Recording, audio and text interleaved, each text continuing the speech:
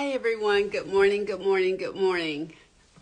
This is Phyllis and Weaver of Discover Ultimate Health, and I welcome you all to my live.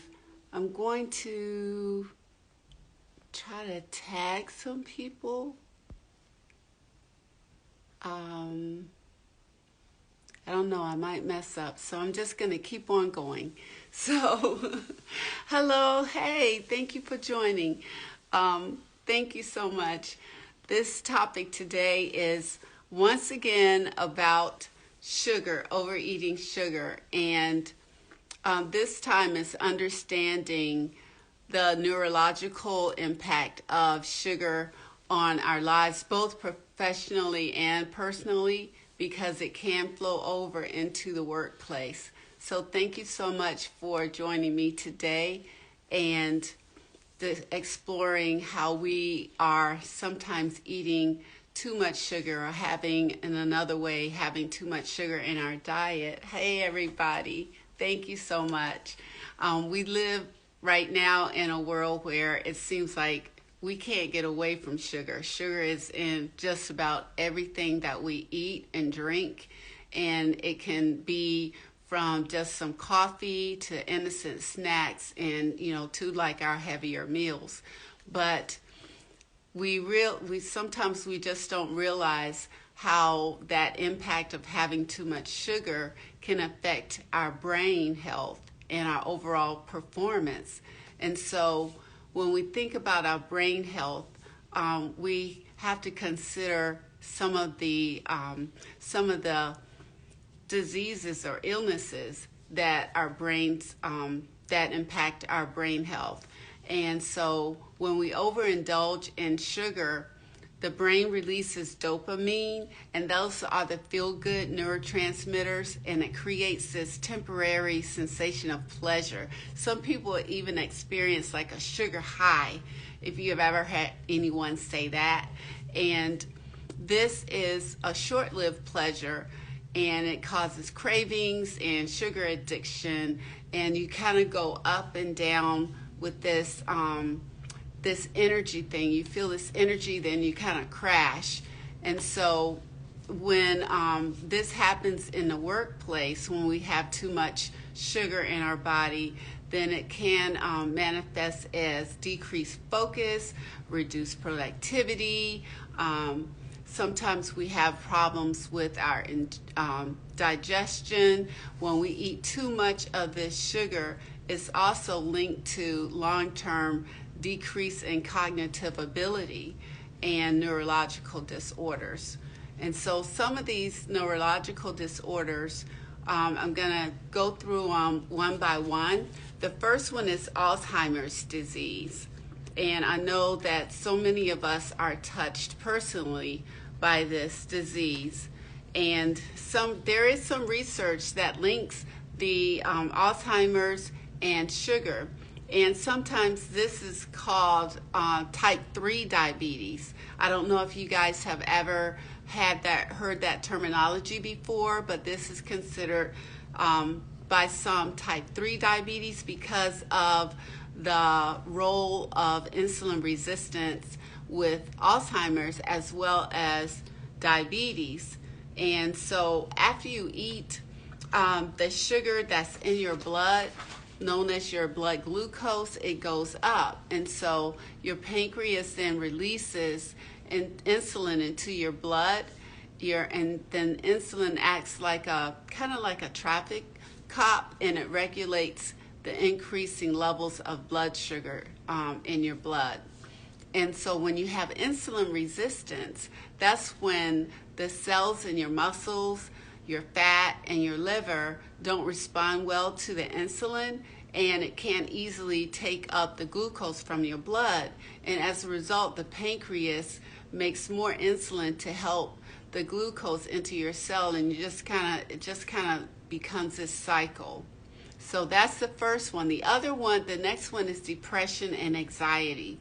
So high sugar intake has also been associated with an increased risk of depression and anxiety disorders, and it may be because of the impact of sugar on the neurotransmitters and inflammation in the brain.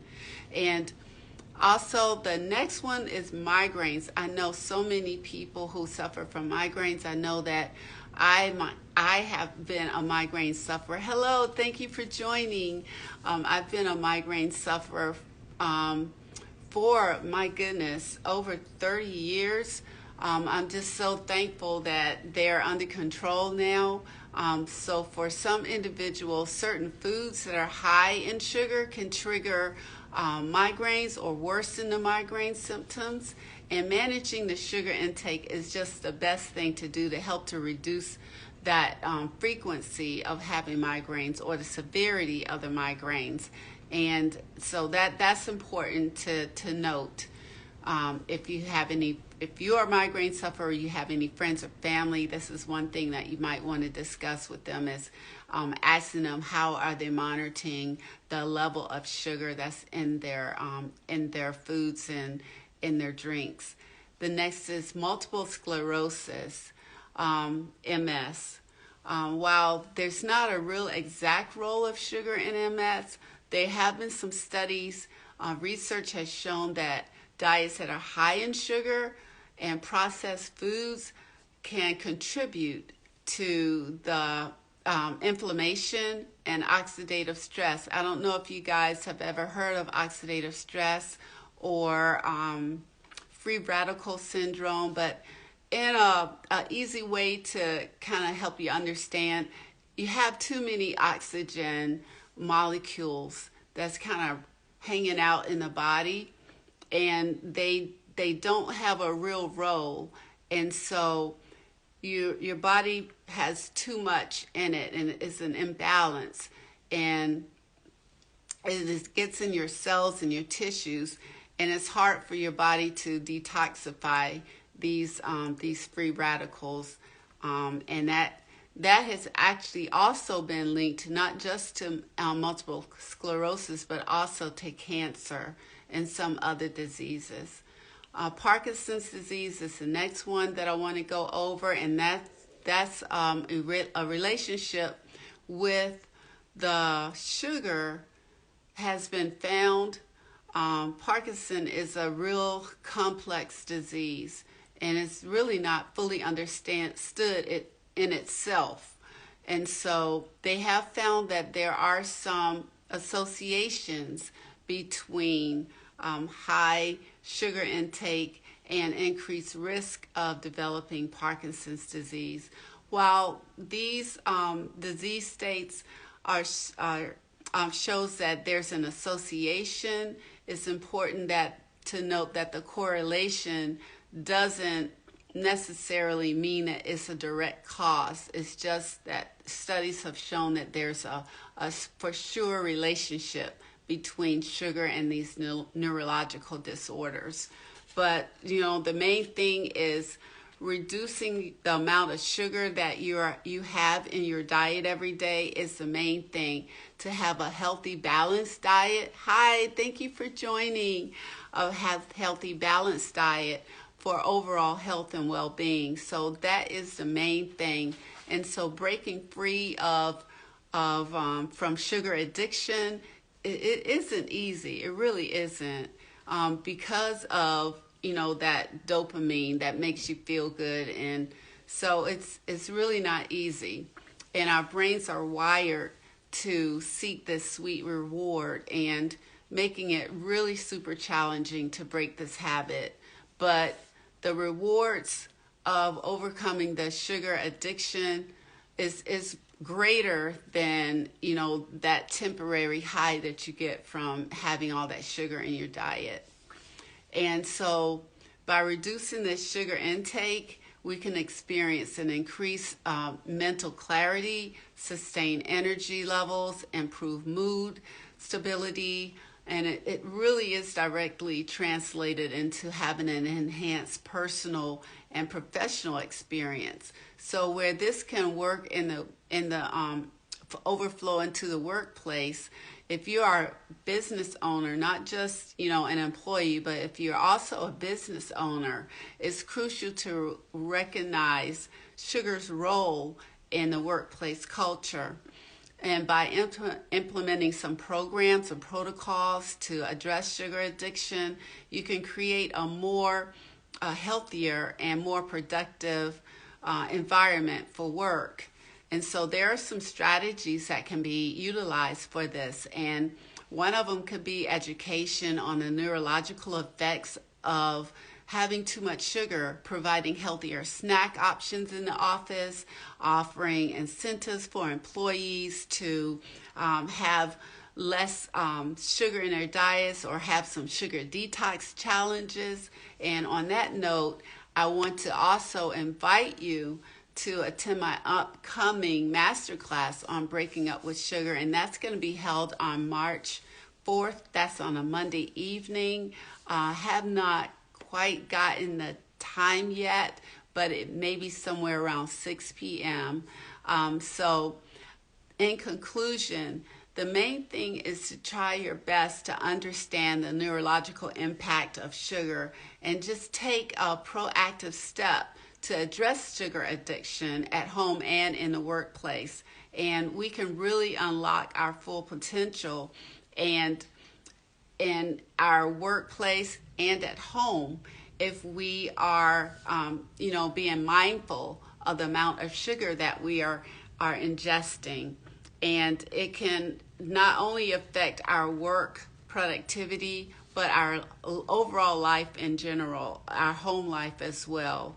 And this is really important, and I know it is something it can be quite challenging, especially if you have had this in your, good morning, you have had this in your diet for like all of your life. This is just something that's part of your regular meal time and for your snacks.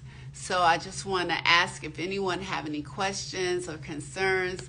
Hello, and any comments? But so if you don't have any at this moment, do me a favor and put your comments or questions in the chat. And also, if you want to attend the masterclass, put masterclass in comments, and I look forward to seeing you at my masterclass. And keep your eye out on more talks about sugar and sugar addiction, how it can affect your body, your mind, personally, professionally, and you can be an example for your whole family and also for your colleagues. And one good thing that you can do is create a journal and just start today. Journal, what am I eating today? What am I drinking today? And look at your labels. So with this, thank you so much. Thank you, Jessica, for commenting about my masterclass. Yes, I am so excited about it. And you all, thank you so much for joining me, and have a wonderful, wonderful Monday, beautiful Monday. Happy President's Day. Thank you. You guys be blessed.